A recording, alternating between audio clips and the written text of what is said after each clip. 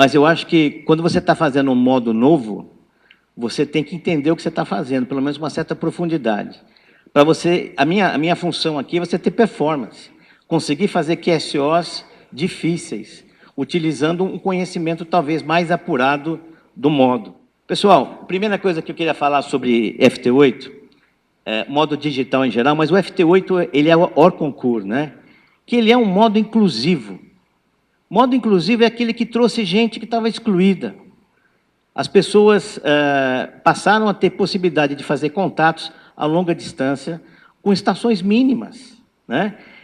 O bem apontou que isso tem um apelo para jovem, porque tem a parte digital da coisa e tal. E é uma novidade, né? Então, assim, existem radioamadores que refutam essas coisas. Refutar para você entender, né? Porque refutar por refutar é complicado. E não necessariamente você tem que fazer, mas você tem que entender. Por exemplo, eu faço AM, eu gosto de AM. Cadê o Orestes? Né? O Orestes é um velho amigo de AM, porque eu gosto. Né? E tem gente que pode vir falar em AM, que aquele pessoal fica lá estragando a banda, sujando a banda. Gente, isso é modo, cada um faz aquilo que quer. Agora, os modos inclusivos a gente tem que ajudar, aplaudir, reforçar, divulgar, porque é isso que tem uma chance do radioamadorismo persistir, não é isso? Aí a modernidade, o FT8 é um negócio novo? Uma parte é, o resto é igual, antena, cabo coaxial, rádio, existem coisas que são propagação, que são coisas que nós fazemos há muito tempo. Mas assim, quem não usa o WhatsApp aqui? Não usa o WhatsApp. Porra, o WhatsApp apareceu, está todo mundo usando, né? É uma coisa nova. Vamos abraçar isso. O telefone hoje não é mais um dispositivo para você falar com outra pessoa, é um dispositivo para você cuidar da sua vida médica, dos seus contatos, da sua vida financeira. Então, o FT8 é um treco, tomando as devidas proporções, do mesmo jeito. Ele veio para trazer para o radioamadorismo, no caso, um modo onde mais pessoas podem atuar, né? Então, vamos dizer sim à modernidade e não, não. Bom, tem coisa que o Edson falou aqui, eu vou passar mais batido, né? Mas, assim, a parte histórica, o FT8 foi feito por dois caras, um chama Stephen Frank, eu acho, Stephen Frank, e o nosso querido Joe Taylor. O FUT é isso, o 8 é só porque 8 tons, né?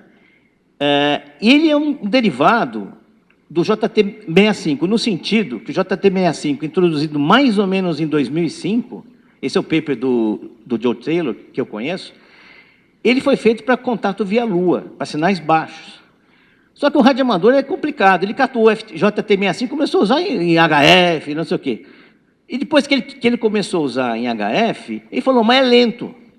É lento, mas ele foi feito com uma certa sensibilidade, ele tinha um propósito. Em 2017, em julho, o Joe Taylor escreveu lá o paper sobre o FT8 e começou o modo, e botou isso no WSJTX.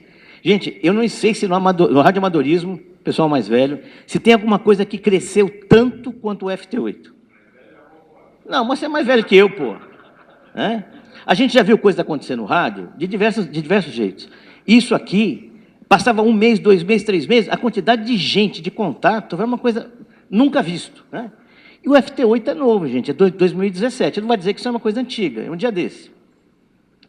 Bom, são 8 tons, cada tom tem 6,25 Hz. Lembra que um canal de voz de 2.500 Hz é um negócio assim, isso tem 6,25, é estreitinho. Olha só a métrica, esquece o resto, de 2.500 para 6. A gente chama de símbolo também. É um negocinho bastante estreito. Se você pegar 8 tons, multiplicar por 6,25, vai dar 50 Hz, que é o tamanho do sinal. Quem opera FT8, são muitos de vocês aqui, vai ver que cada sinalzinho está em 50 Hz. O período de transmissão, são 4 períodos de 15 segundos, mas se transmite durante 12,64 segundos, dá 4 ciclos por segundo. É muito mais rápido do JT65, que cada ciclo era 1 minuto, né? E como você tem muito pouco tempo de decodificar, não sei se vocês se lembram, quando saiu o FT8, Teve gente que tentou, parecia as decodificações, você queria acertar e fazer, chamar outra estação. Gente, é difícil, é muito rápido. Então, os caras introduziram um negócio chamado ASEC, que eu acho que é A-Sequence, e permite que o próprio software pegue uma estação e continue fazendo o QSO. Isso por limitação humana. No JT65, você tinha lá 9 segundos para você escolher uma estação, bater em cima e tal. Aqui não dá, aqui é rápido, né? E 4 vezes, isso acontecendo várias vezes, então você tinha que ser um MacGyver ali para fazer o negócio. Então, essa automação tem que ser vista como uma coisa boa. Não é que o computador está fazendo o que é só para você, é que você não consegue, né? Bom, existe o Edson passou por isso, tem um sistema de correção de erro violento, né, o que faz do modo ser magnífico.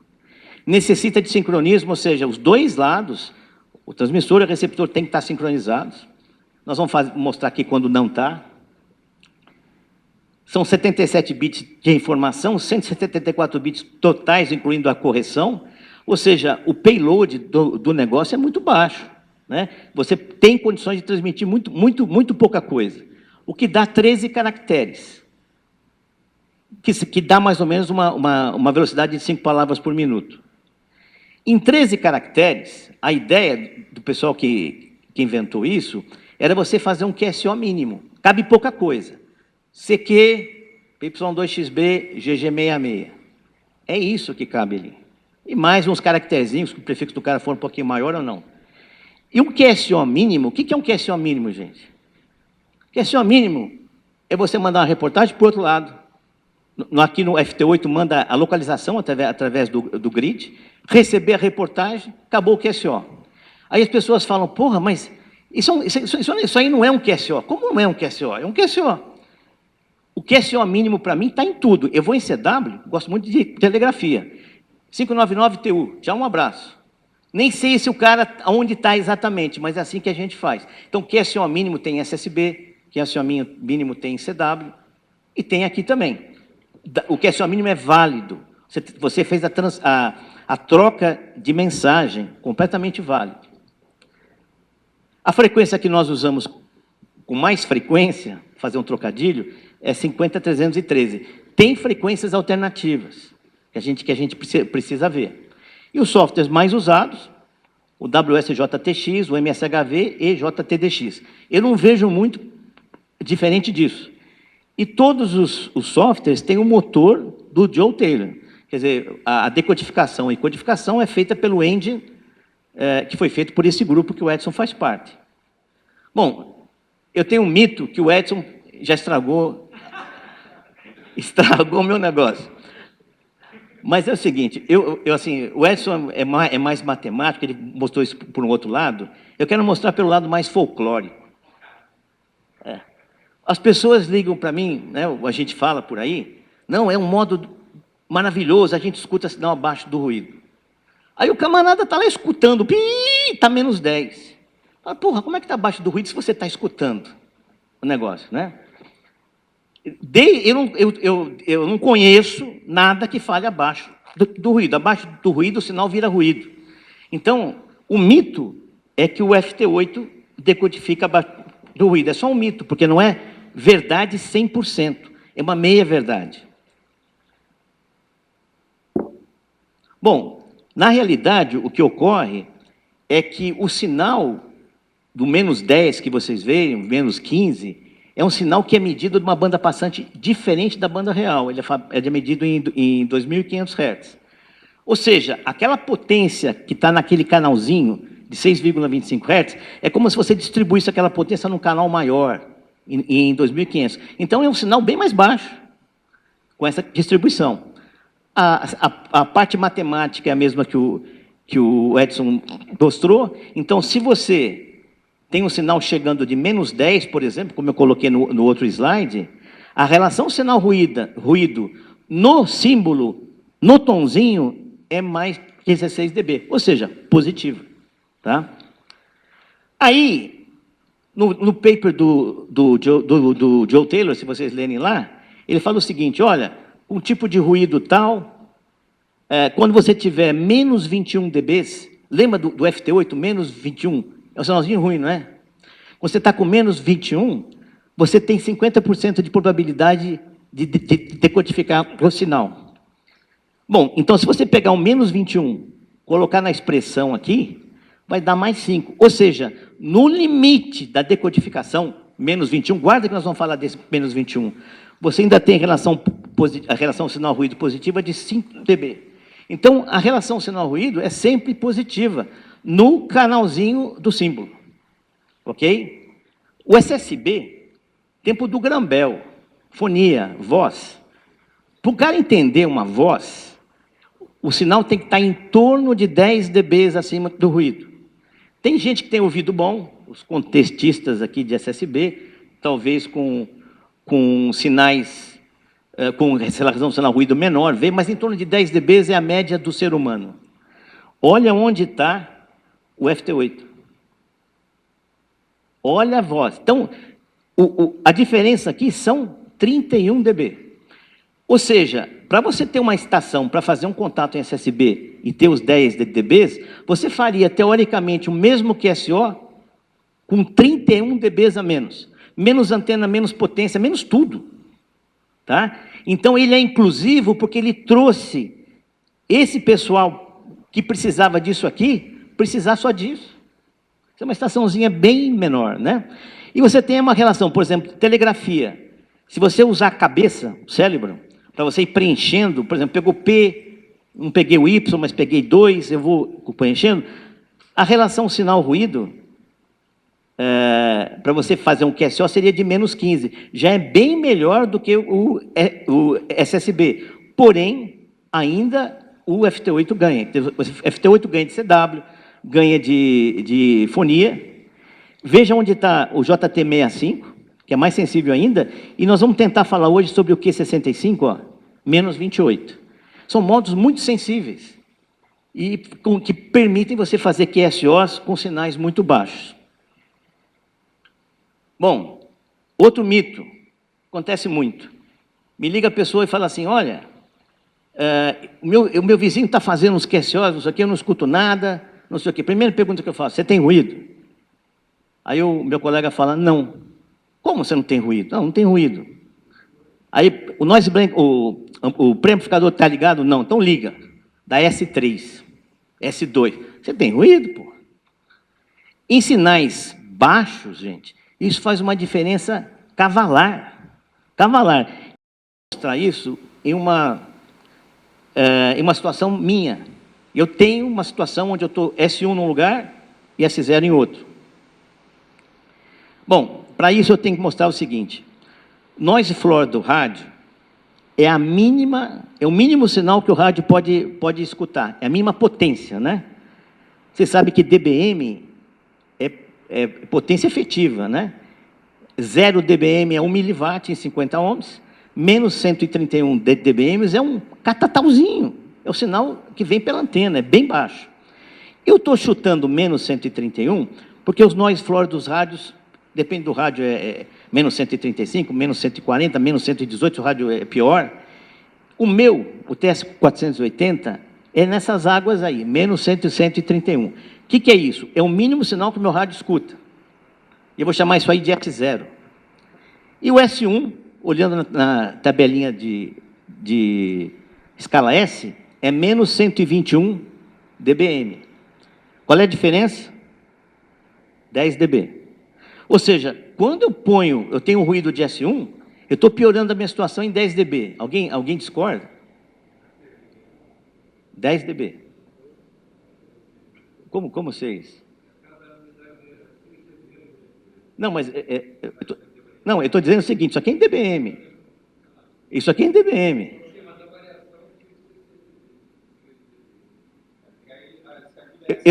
Eu peguei, veja bem, eu peguei o noise floor.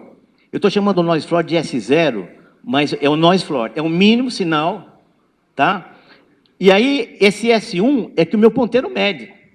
É menos 101 dBm sem anyway.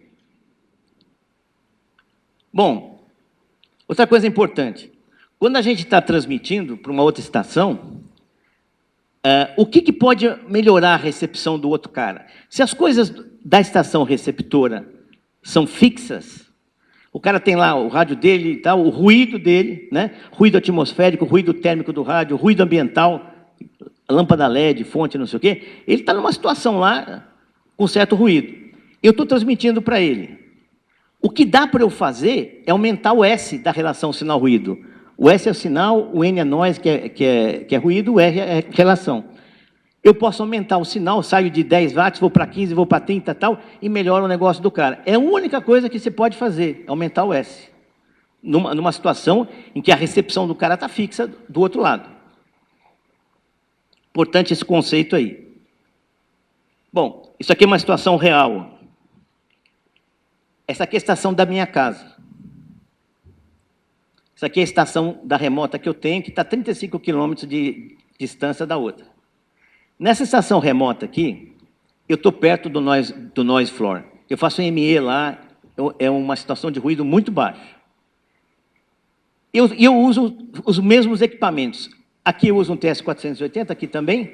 Aqui são antenas diferentes, mas que têm uma performance parecida. Aqui são 7/7, uma antena longa. Aqui é uma antena longa, única, uma antena mais moderna, de 8 elementos. Essa antena aqui tem duas ondas de comprimento. E o mesmo software.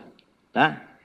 E estou assumindo que a propagação nos dois sites sejam iguais. Ou seja, ou seja, o que eu estou escutando aqui na estação de São Paulo é a mesma coisa que eu estou escutando aqui. É verdade? Não sempre, mas na média é. Ou seja, os 35 quilômetros me permitem adotar que os sinais, na média, são iguais. Ou seja, eu recebo o sinal de um americano igual nas duas. O que muda são as condições de contorno. Então, na minha casa eu tenho S1, aqui eu tenho S0. Né? Em média, eu percebi que o sinal na minha casa é sempre entre 10 e 15 dB pior do que o sinal na serra. Então, eu estou escutando um cara lá na serra com 0 dB, na minha casa eu estou escutando com menos 12. Ou seja, o mesmo cara decodificado no mesmo software e tal, está menos 12. Por que eu botei menos 12? Porque é uma média entre 10 e 15. Isso é tudo média, né? São observações que você vai fazendo e, na média, é isso daí. Ou seja, quando eu escuto um cara lá na serra com 0 dB, na minha casa está com menos 12. Quando eu escuto o cara lá com menos 9, como é 12 dB pior, eu estou com menos 21. Ou seja, nesse ponto aqui, eu já estou no limite da decodificação de casa. Tudo que rola de menos 10 a menos 21 lá na serra, eu não escuto em casa, eu não decodifico. Então, na realidade, esse S1 aqui, ó, que deu uma diferença média de 12 dB, que é próxima daquela de 10 que eu peguei e falei ali, ele me joga fora do jogo sinais de menos 10 a menos 21 que eu escuto numa estação que não tem ruído. Quantos sinais de menos 10 a menos 21 tem? Em uma abertura? Dezenas, centenas? Então, você cai fora do jogo com S1. Aí, não tem muito o que fazer. Tem que melhorar a técnica para tentar, melhorando a técnica, conseguir um resultado melhor, ou tirar a estação daí e levar a estação para outro lugar. É o que eu falei de remota. Né?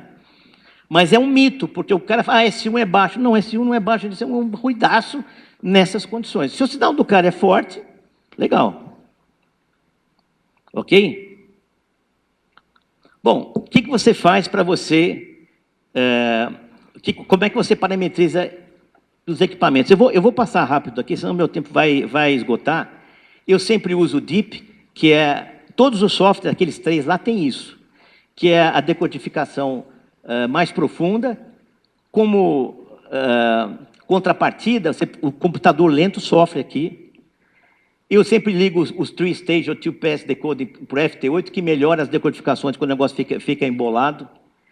Esse cara aqui que é muito importante, o a priori. O a priori, você ganha de 2 a 4 dB ligado. Né? Isso está no paper do próprio John Taylor também. O que é isso? Eu faço um CQ. Né? CQ para Y2XB, não sei o quê. Aí volta. Ele sabe que a priori, se ele viu alguém voltando, é para mim. Ele só tem que se preocupar mais com o indicativo que vem do outro lado e com o grid.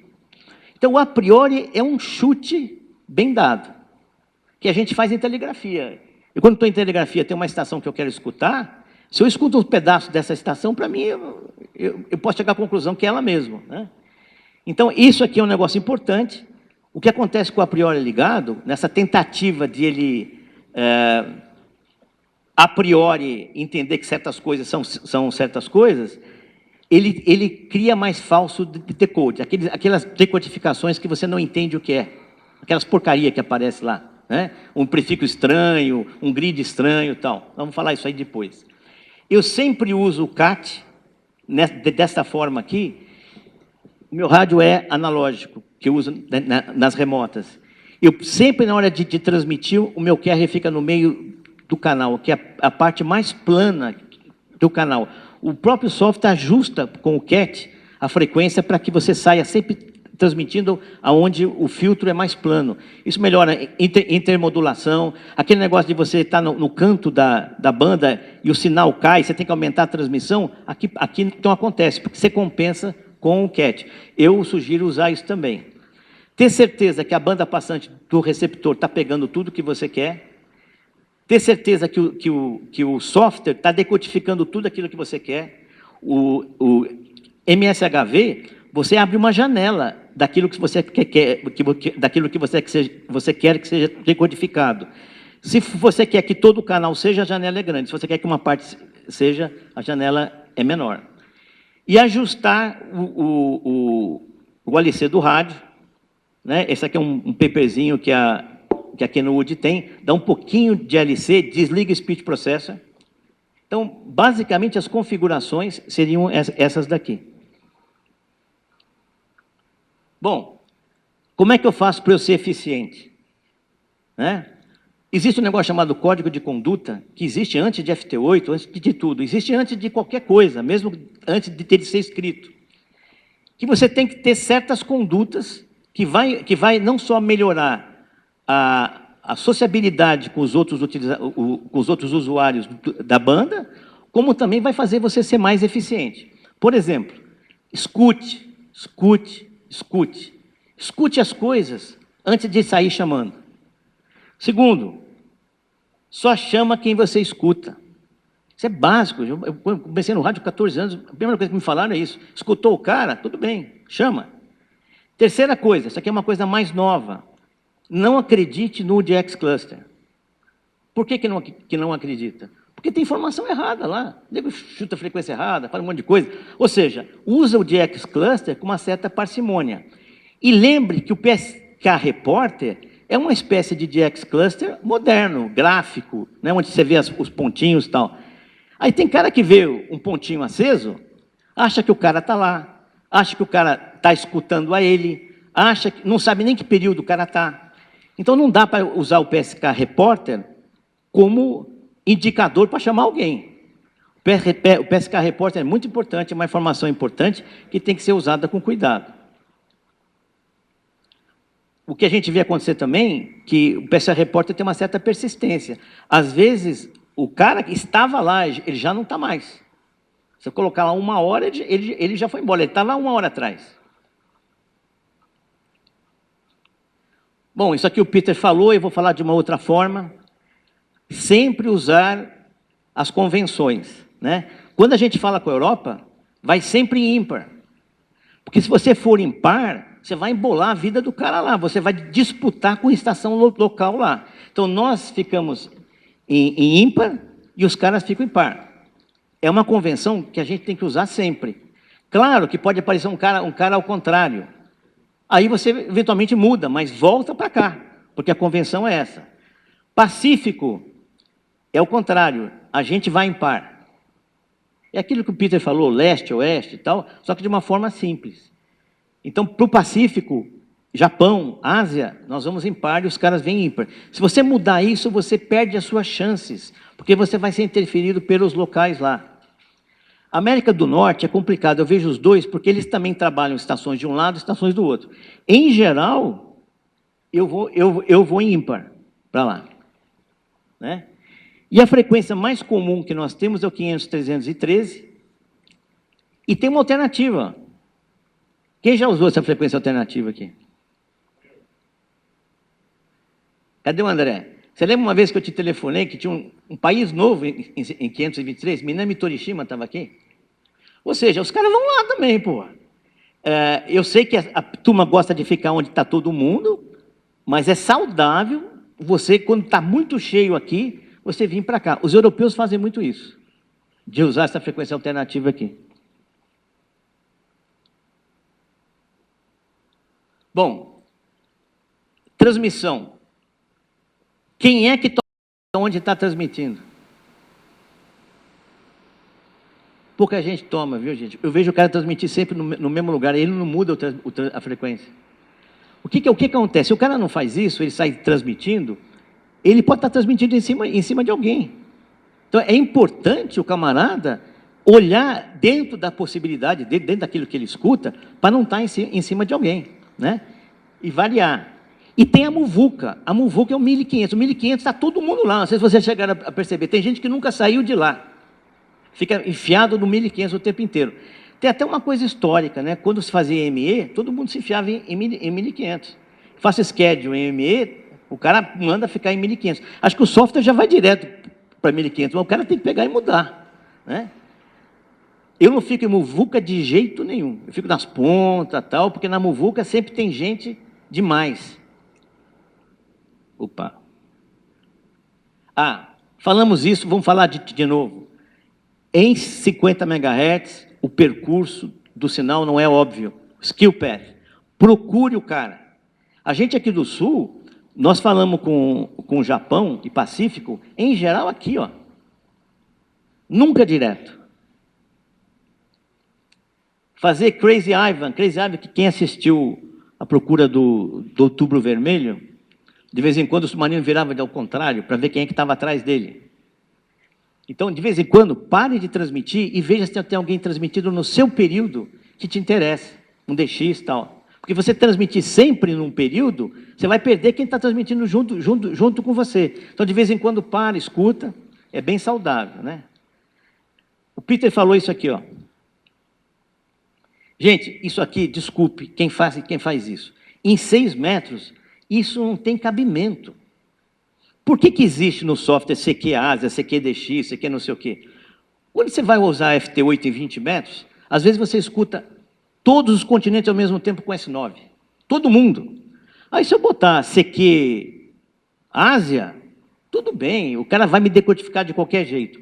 Em 6, gente, você fica sacaneando o AP. O AP, ele não quer um AS aqui. Entendeu que põe WI, JP, Osasco, Campinas, todo tipo de coisa aí.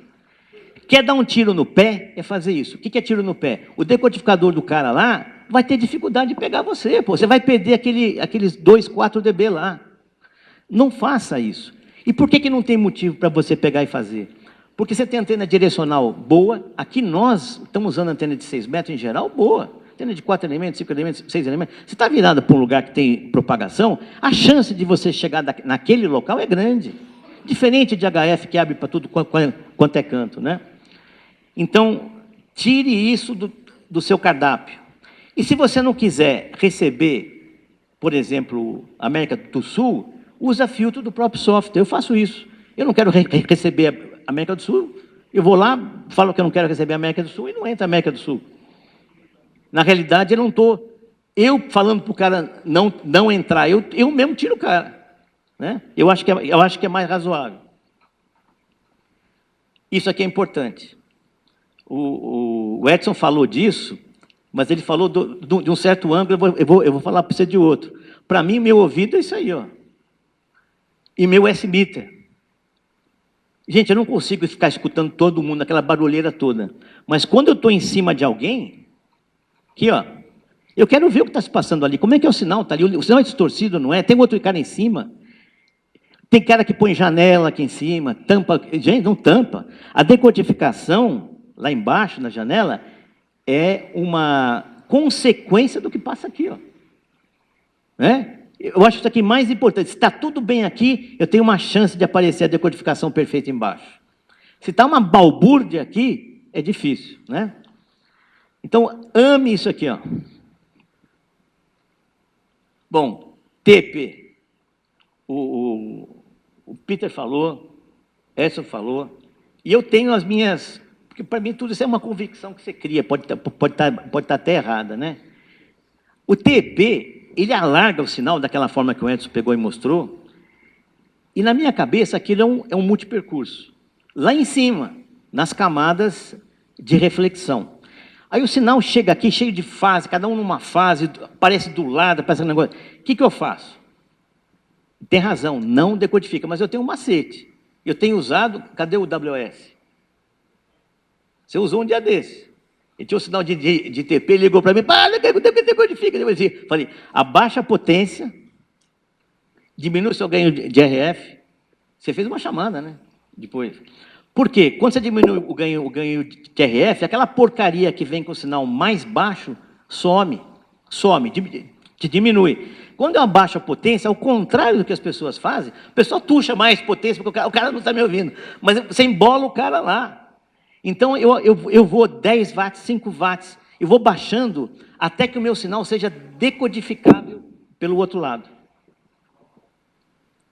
Ok? Falta de sincronismo. De vez em mexe tem um cara fora, né? A gente faz o quê para a gente pegar e sincronizar? Tem que usar esses softwares aqui, ó. Eu uso o Dimension 4, o JT5 que o pessoal usa, NetTime. Se você não tiver sincronizado, acontece isso aqui, ó. Esse é um cara que eu acabei fazendo, mas eu perdi esse cara porque danado estava com o relógio fora. A hora decodificava, a hora de coisa, ele não me decodificava. Olha o sinal do cara, forte. Então, você está com o decodificador sincronizado, né, com a outra parte, é fundamental. Eu acho que hoje em dia todo mundo tem essa obrigação, né, de manter o clock arrumadinho, né? Bom, quando você está com o DIP e com o AP ligado, acontece isso aqui, ó. Isso aqui é um falso decode, não é? Eu e o Peter, nós estamos fazendo um DXCC de falso decode. Ah, apareceu mais um, apareceu Camboja, que aparece uns trecos esquisitos, né? Olha, isso aqui é real. E eu tenho alguns segundos para ver que isso aqui não é real. O que eu faço, né? Primeiro sinal aqui, ó. Sinal é baixo. Olha o DT. O William e o Luciano conhecem esse DT aqui, ó. E DT para você falar com a Lua, porra. Quer dizer, um atraso terrível entre o momento que você começou a decodificar e a hora que o sinal apareceu. Normalmente aqui é 01. Prefixo da África do Sul, prefixo existe, quer dizer, o prefixo. O indicativo, eu não sei, acho que não. Mas estranho. Esse grid aqui é do Pacífico, dentro da água. E o cara tá na África do Sul. O AP entrou em cena aqui, ó. Foi o AP que fez isso. Ele botou A2 é assim, ele entendeu que era o meu prefixo e chutou esses dois aqui, ó. E a direção do grid, então, é 3 segundos para dar um chute nisso aqui. E passar para outra. Porque se você chamar esse negócio aqui, o pessoal começa a gozar a gente na faixa. O que o cara está chamando um treco esquisito, né? Bom, a gente conversou sobre o robô aqui, parecido aqui, é o seguinte. Para mim, o robô é um jumento. Por quê? Porque quem quer fazer entidade nova, tal, se for atrás de fazer com o robô, não vai fazer. O robô não faz nada disso que a gente pegou e fazia, não vira antena, não muda a frequência de transmissão, ele fica lá chamando e fazendo, né? Então, eu, particularmente, não tenho nenhum problema ético em usar robô. Todos os softwares têm a sua versão que você fica lá transmitindo e fazendo. Só que eu acho que não é bom. Eu, particularmente, todas as vezes que você me vê no rádio, eu posso lhe garantir que uma vez ou outra eu estou tomando um café e fica ligado lá, mas eu estou lá.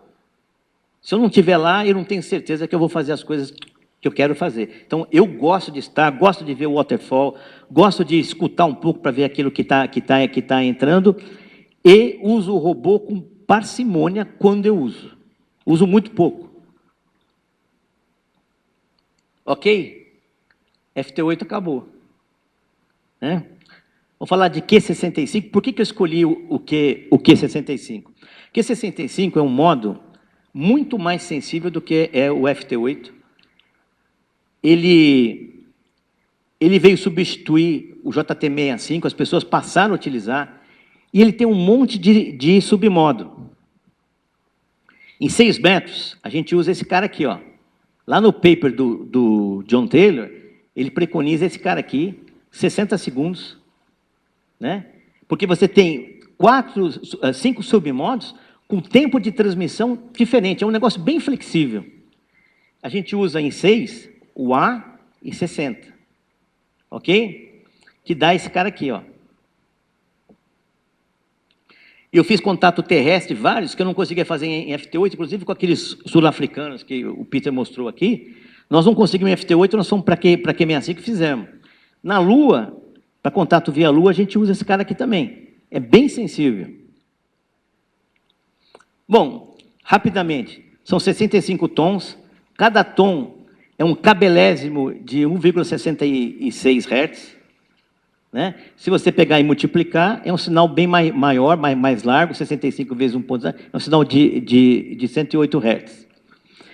Ele tem ciclos de 1 minuto e transmite 51 segundos. Aí tem 9 minutos para ele pensar e decodificar, porque a decodificação é pesada. Aqui. Quem já usou isso e botou em DIP e mandou decodificar a tela inteira, já viu que o computador pasta, o bicho fica... Às vezes você sai de um ciclo para o outro e o computador está lá tentando. Então você tem que usar isso daqui com bastante cuidado, fechar a banda que você quer pegar e decodificar, para não deixar ele decodificar o espectro inteiro, porque ele sofre muito. As mensagens são iguais às mensagens do FT8, usa o ASEC também, necessita de sync. A frequência para contato terrestre, guardem isso daí, porque é aí que a gente pula, quando o bicho pega lá no FT8. Essa frequência aqui. E se usa os mesmos softwares no submodo A, transmissão e recepção de 60 segundos. Estou dando uma pincelada para provocar vocês para usar isso, porque isso é muito bom e se usa muito pouco. Configuração dos aplicativos, né? Eu vou passar rápido aqui.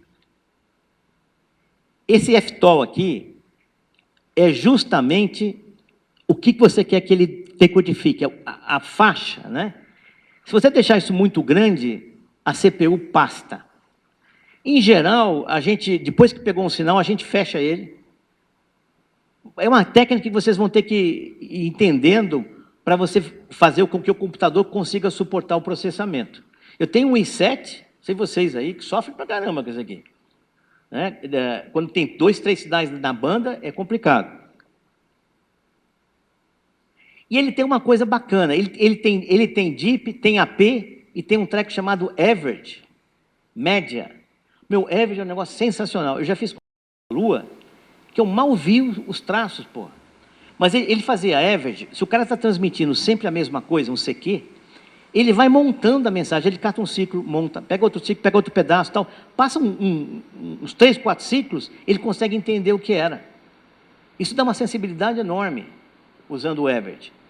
E depois que ele averigou, depois que ele fez essa média, ele tem uma casinha lá que manda você zerar a média. Por quê? Porque depois que você pegou o cara chamando CQ, você volta para ele, a expectativa é que ele mude a mensagem, você tem que começar um average novo, uma média nova.